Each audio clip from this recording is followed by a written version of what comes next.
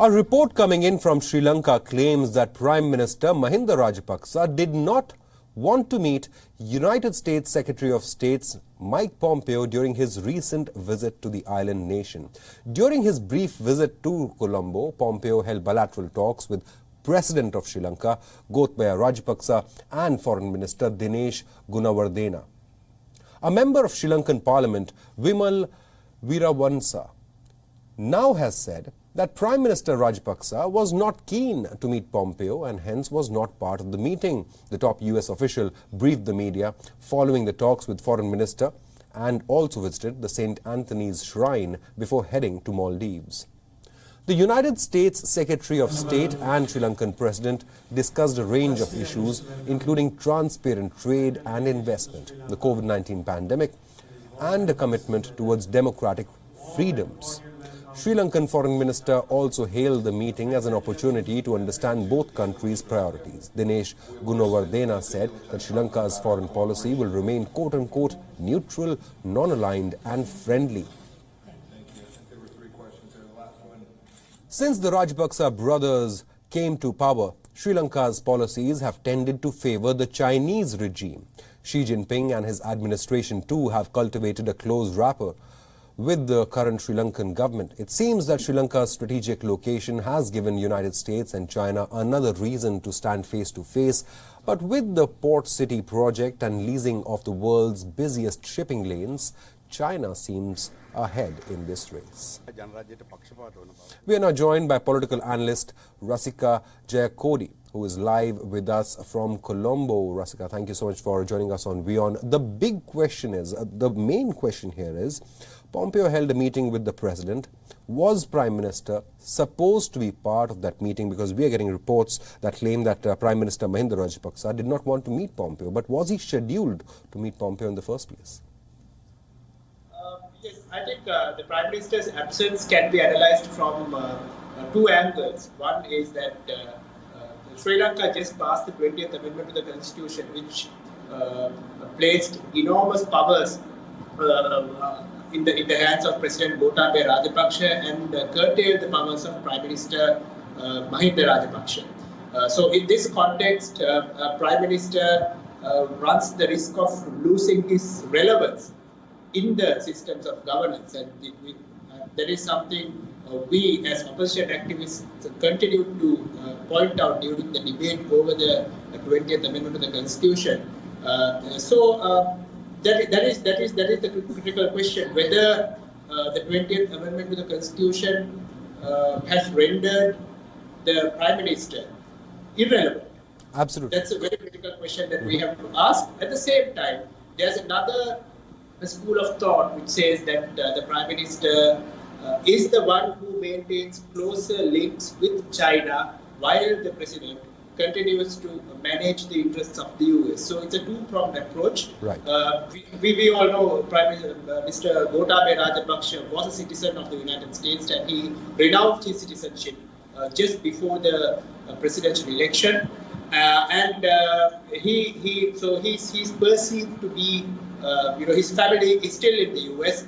So in that context, some believe that the Prime Minister is the one who maintains closer links with China, while the President is entrusted with the task of maintaining relations with the US. So the Prime Minister's absence during the meeting with the US Secretary of State Mike Pompeo can be analyzed in that context.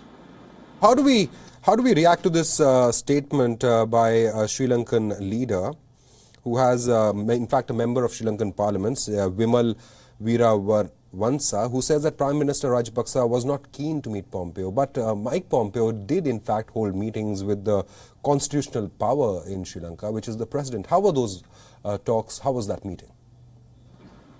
Now the meeting with the US Secretary of State Pompeo, I think, largely focused on, from what we understand, on the growing Chinese influence in Sri Lanka.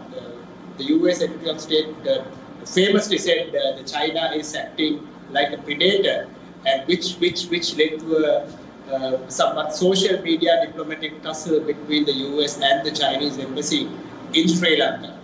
Especially the US Secretary of State the most highest ranking US official to visit Sri Lanka in 3 years, said that the US does not want to undermine Sri Lanka's sovereignty,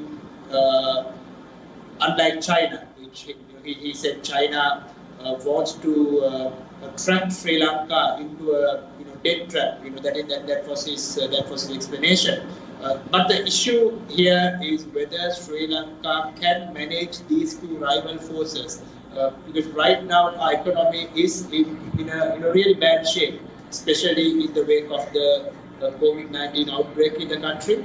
Now the Sri Lanka has to repay approximately $4.8 billion on a yearly basis for the next 5 years as repayment of foreign loans. And Chinese debt in Sri Lanka stands at $5 billion USD, which is a large amount. Sri Lanka just repaid its debt through the country's shrinking foreign reserves, and our foreign reserves have now plummeted to $6.4 billion USD. So in this context, Rasika, one question we wanted to know here beyond and across India is Sri Lanka worried about the Chinese debt trap policy that has been discussed the world over, and how will Sri Lanka balance these two rival powers, because US is keen to increase its own influence not only in South Asia but in Southeast Asia as well, because a lot of nations not only in South Asia but Southeast Asia have had not the best of relations with China in recent times. Yes, balancing the US and China is going to be a very challenging task given the state of our economy. Now, China is willing to help Sri Lanka overcome the current situation, because now during the recent visit of one of the top Chinese political officials, he promised a grant of USD 90 million for rural development. So the issue is Sri Lanka has very little option. Sri Lanka, given the state of our economy, Sri Lanka is becoming more reliant on China, and that has drawn the ire, that has earned the ire of the US. So that is the current equation. But Sri Lanka is desperate for cash, desperate for money, because our tourism sector has suffered a severe blow due to the COVID-19 situation.